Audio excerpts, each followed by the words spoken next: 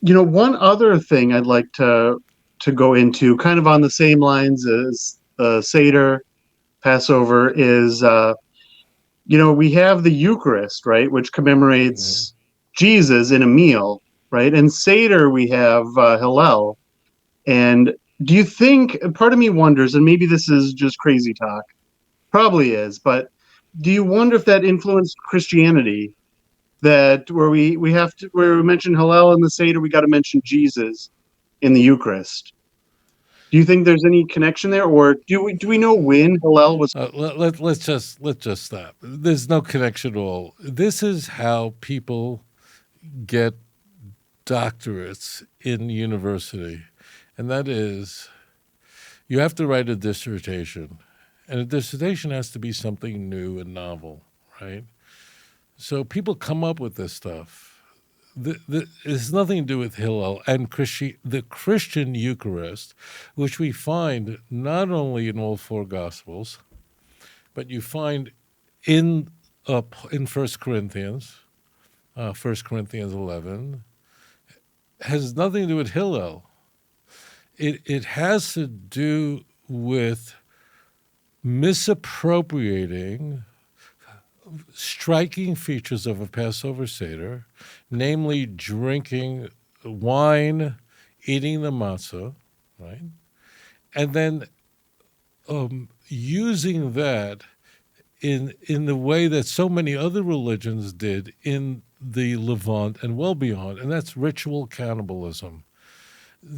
Now, I'm not trying to put down Christianity, but ritual cannibalism doesn't sound as barbaric as ritual cannibalism means that you were infused with the power of the gods, eating his body, breathing his breath, as you find the end of the book of John, where Jesus breathes on his disciples, and they gain the power then to perform miracles, to forgive sins. It's right there at the end of the book of John. So that's what it is. So they took drink. That's why they even confuse the order. In Luke, it's drinking the wine first, and in Mark, it's eating the body, which it's reversed. That's where it's all from. Hillel's wasn't an innovation. The Torah says matzos. They should eat matzah. And I should translate that. You should eat the matzah, the bread, the unleavened bread, and the bitter herbs together. So they make a sandwich. Has nothing. It's bitter herbs, not even wine. It doesn't do wine. So someone does a dissertation on this, and somehow makes it in. The reason why Hillel may have been picked out in someone's dissertation because there are people who think there is a stream of thought that the personality of Jesus is basically was built around Hillel. Because Hillel was, I don't make this complicated, but Hillel was the easier going rabbi who was more lenient. He was a totally religious person. And in fact, Jewish law more frequently follows Hillel rather than Shammai, another school which appears on the surface as more stringent. That's all. So there was some stream of thinking that Hillel's personality had something to do with a liberal Orthodox rabbi, and then Jesus was following in that stream. It's just an idea that gains some traction in the academic world. There's no basis for it. And Hillel, the innovation of Hillel is it says they should eat the matzah, the unleavened bread, with maror, the bitter herbs, together. So what does that have to do with the Eucharist? It has nothing to do with it. The Eucharist is look at John chapter 6, verse 53, 54, 55, 56. This drink this is my blood. Eat this, the bread, this is my body. It's very simple. In Luke, strikingly, it was given for you. In Luke did not hold to the theology that Jesus died for your sins as a ransom. So half of Luke 22:19 and all of 22:20 in Luke, which is the Eucharist, is a later interpolation. Luke would not buy into this. He didn't want any part of this. That's all it is. So what they're doing is they're taking something from a very ancient tradition. It's not that eating matzah is in the Bible. Eating unleavened bread is in the Torah, right? Drinking wine, I'm not going to go into why, but we drink wine because a grape is very important. For whatever, I don't want to go off the rails here.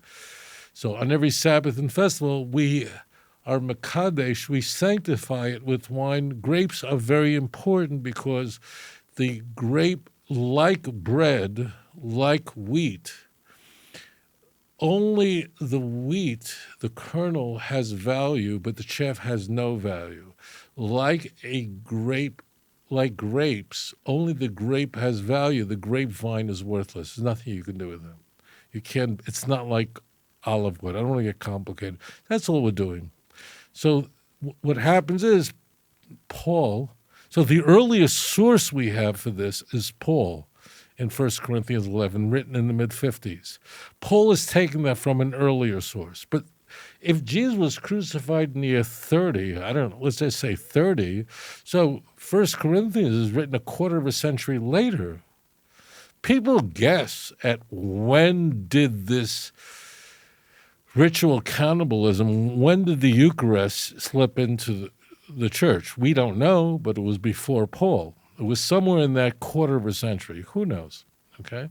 So the intersection with Hillel is completely torturous. And people, look, Albert Schweitzer in the early 20th century, a very bright man, really, probably the most brilliant mind.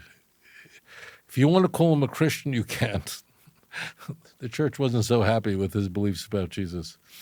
But he was a very smart guy, and he reviews all the views about who the historical Jesus was and what his views are, and his understanding would shape the way Christian scholars would view the historical Jesus. And just as a point, it is this quest for the historical Jesus is what almost all New Testament scholars are consumed with. While we can know who the historical Paul was, or many things about the historical Paul, it's very difficult to know who the historical Jesus really was. You have to come up with presuppositions about who he was in order to figure out what part of the New Testament, if any part of it, is really historical, right? As you look at the Christian Bible, and we're saying, okay, some of these things might have actually happened, right? Certainly there are historical figures in the New Testament that are very much, Pontius Pilate really existed.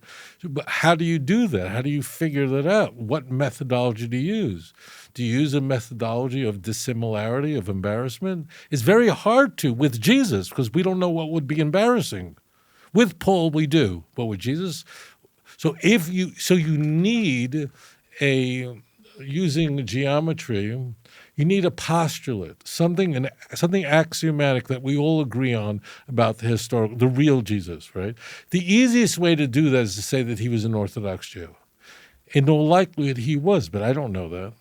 If you say that he was an Orthodox Jew from the northern Galilee, so then you can look at texts in the Gospels and say whatever is simultaneous or embarrassing, those things could more likely be historical. But it's a very, very it's a very difficult process. Very difficult in my view. There are some New Testament scholars who say, no, we can nail this down.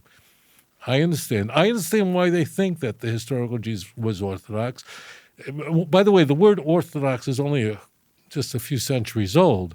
Pharisee is Orthodox Jew. It's the same thing. Believe the exact same thing. And it was like today, when I say to you, religious Jew, what are you thinking of, right?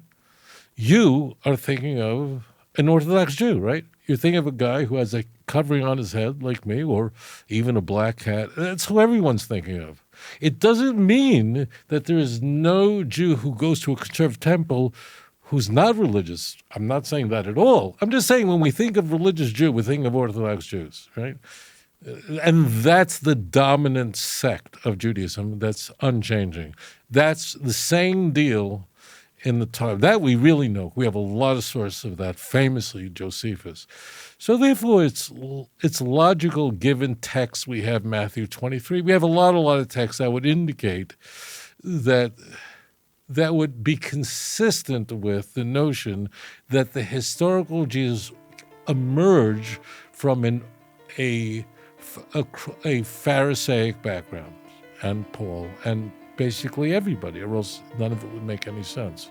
If you enjoyed this program, please like and subscribe. אדון עולם אשר מלך בטרם כל יציר נברא לעת נעשה בחפצו כל אזי מלך שמו נקרא ואחרי ככלות הכל לבדו ימלוך נורא